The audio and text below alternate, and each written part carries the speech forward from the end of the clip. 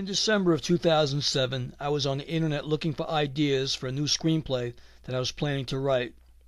When luck would have it, I came across a story that was written in a book entitled Mount Shasta, California's Mystic Mountain by Emily A. Frank regarding the legend of J.C. Brown.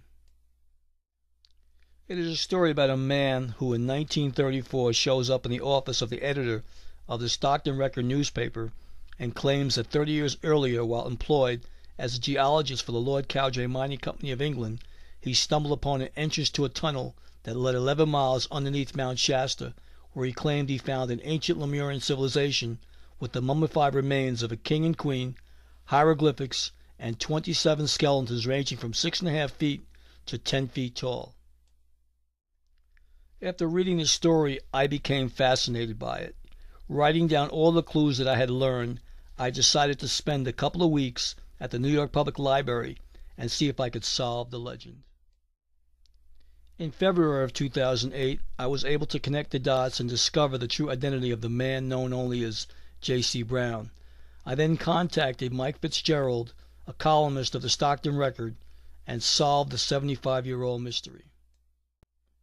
In April of 2008, after my guest appearance on Coast to Coast with George Norrie regarding the legend of J.C. Brown, I was contacted by a listener who sent me a copy of a Coast to Coast broadcast of Mel's Hole with Mel Waters and host Art Bell.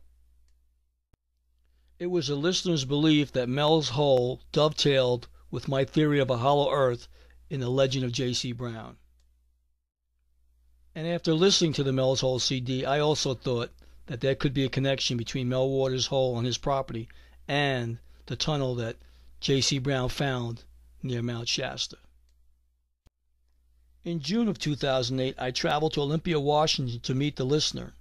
I planned to begin my search to find the lost tunnel that J.C. Brown claimed was near Mount Shasta in California. Upon my arrival to Olympia, I found myself under surveillance. On the following day, Renee received a phone call from a Salish Native American medicine man who she hadn't spoken to in over 3 months. He informed her that he needed to speak to me and that he was coming over. Renee was puzzled.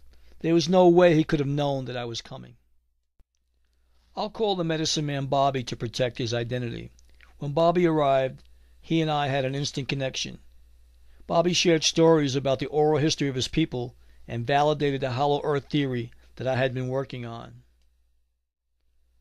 Bobby said that there were people in the development where Renee was living who were watching us. He then told Renee that he would protect us.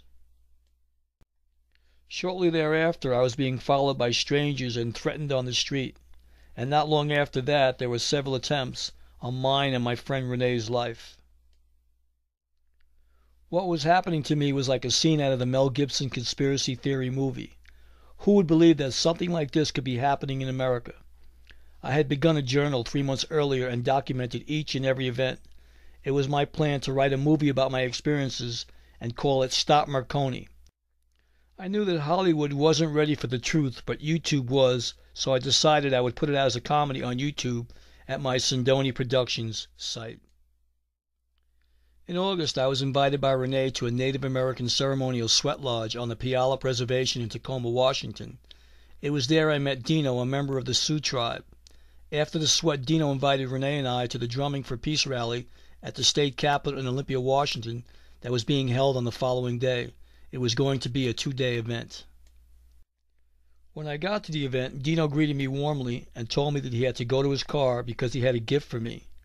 Dino returned with a handmade red alpaca sweater with a white wolf's head on the front of the sweater. After showing me the sweater, he folded it neatly and told me that he was instructed by Spirit to gift it to me. At first I was reluctant to take this sweater, but he insisted that I must take it and wear it for protection. He ended by telling me that Saint Germain was standing right behind me. I didn't know who Saint Germain was, but I was curious to find out. Later that day, I met another Native American named Raven, who was from the Algonquin tribe, who, without speaking to Dino, also told me that he could see that Saint Germain was standing behind me. Then in May of 2009, after speaking at a lecture about the legend of J.C. Brown in Mount Shasta, I was approached by an 86-year-old woman named Laverne.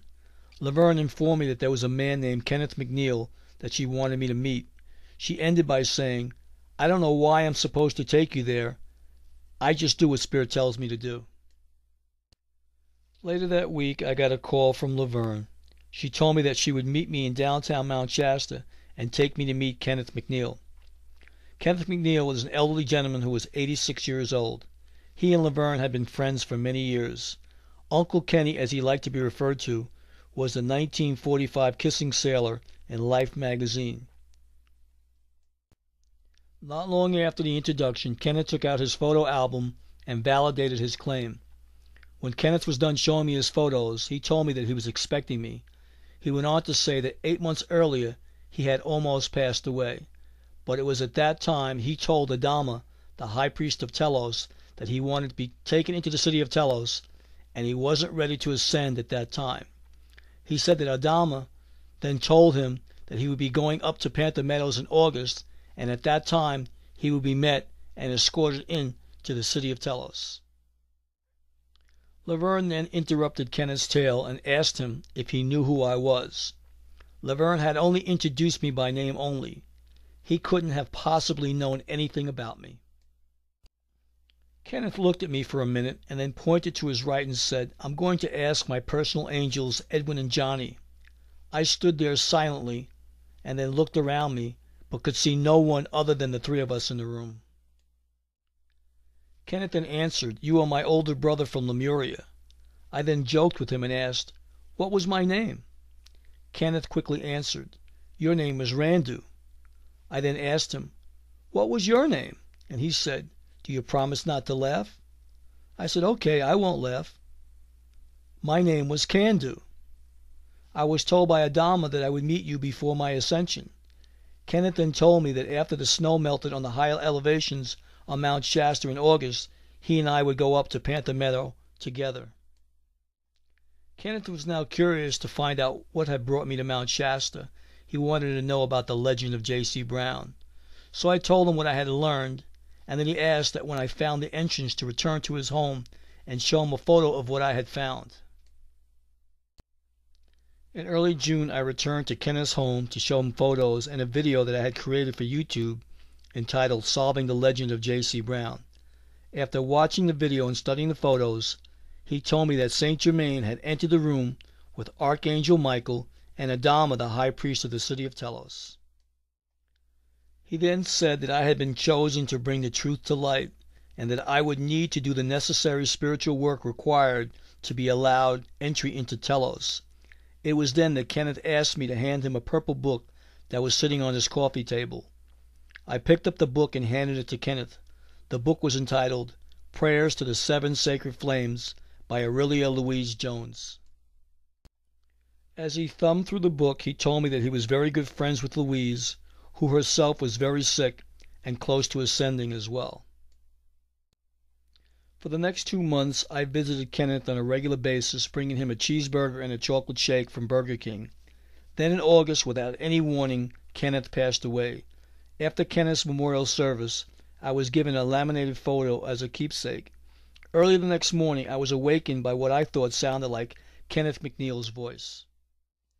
Kenneth told me that he would now be my personal angel, and to reinforce my faith, he would validate his presence by placing a penny nearby. In the morning, I contacted my friend Atara Reyes and asked her if she would accompany me up to Mount Shasta. Atara and I made our way up to Panther Meadow, where we parked the car. From there, we walked up the face of the mountain to a little-known place called St. Germain's Chair. Once there, I placed Kenneth's photo on a large bush behind St. Germain's Chair. Atara lit up some sage and then said a few prayers. After the prayers, I took a seat on St. Germain's Chair and fell soundly asleep. When I awakened, Atara informed me that I had been asleep for over half an hour. When I got home later that evening, I took off my shoes. It was then that I discovered a brand new penny in my shoe.